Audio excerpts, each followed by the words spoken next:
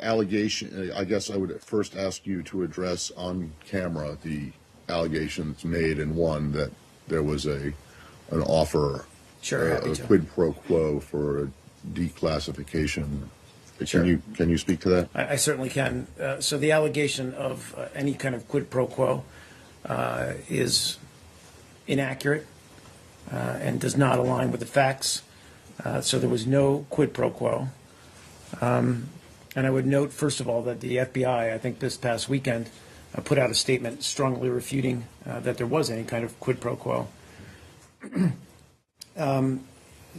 So just to outline, just so other folks know what we're talking about, I'm sure everyone does, but there was an allegation that there was some kind of exchange for us to, or for the FBI not to upgrade one of the emails among the 55,000 that we put out from the FOIA request in exchange for increasing FBI slots in Baghdad.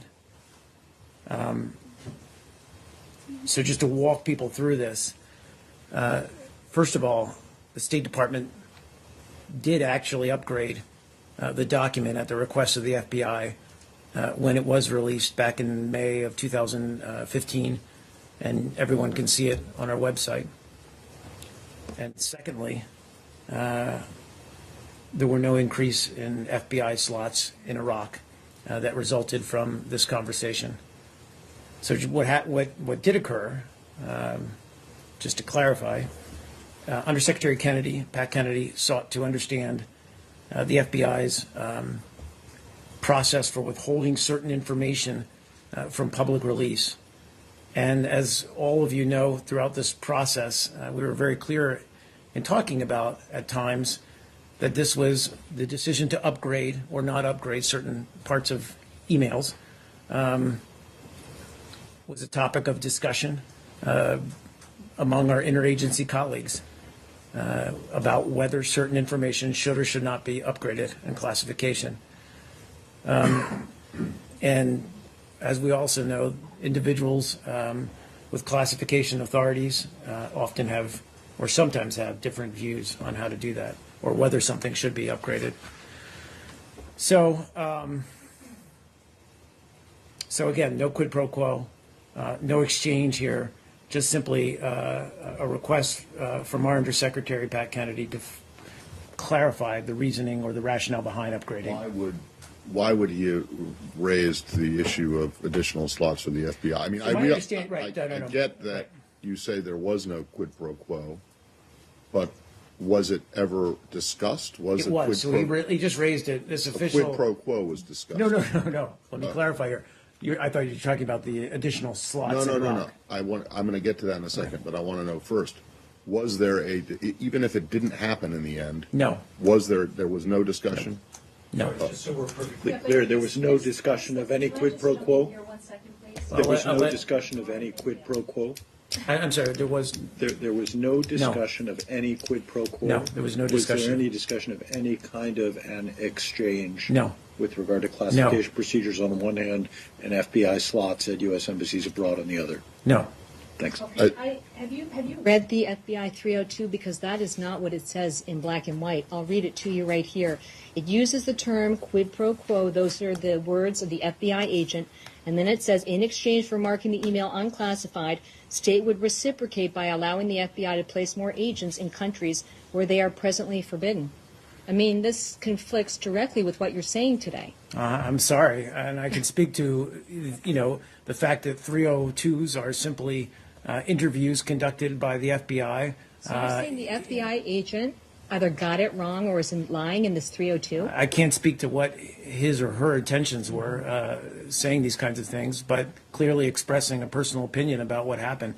All I can say is, as I understand the course of events, Catherine, as I understand this, Catherine, this was any idea or any really assertion that this was somehow tit for tat or a quid pro quo exchange of in that manner really, frankly, is insulting. This was a process that we worked diligently through the interagency with, including the FBI, Did we have disagreements regarding classification upgrades? Certainly, and we have discussed that at length. We've talked about the fact that sometimes upgrades are, and we talked about this, are more art than science. Let me finish. Okay, go ahead. And we talked about that there were strong disagreements on whether to upgrade some of this material. That is not what this 302 says. Again, it says right here. Listen, please. Okay, Kennedy sure. spent the next 15 minutes debating the classification of the email and attempting to influence the FBI to change its markings. Is that in keeping with the high ethical standards of the State Department? Could you read that to me one more time? Yes. Kennedy spent the next 15 minutes debating the classification of the email and attempting to influence the FBI to change its markings. Is that in keeping with the high ethical standards of the State Department? Well, look, I'm not going to debate every point and every excerpt from these 302s, but what you just read to me sounds like it was a discussion on whether a certain portion of the email should or should not be classified. We, Pat Kennedy, all of us at the State Department are going to make their case as best they can. That's called interagency exchange and the kind of discussions that we carry out all the time. I would strongly suggest you read Please, the ma'am. 302 because this is the paragraph after the FBI agent specifically uses the term quid pro quo. This is no small thing. I understand Senior that. executives I understand accused that. of trying I to understand that, bribe which is an why I agent. came out here and said there's no quid pro quo. Well, Absolutely it never not. happened, but there was clearly a discussion of There was a having discussion swap. over the classification of this material. There was no It reads like you implicit scratch my or- back, I'll scratch yours. Anyway, welcome to the State Department. I think we have some interns in the back. Welcome. Good to see you in this exercise in transparency and democracy. Is that what it is? Sorry, I thought it was. I didn't mean to break I thought out it was an laughter. exercise in spin and obfuscation.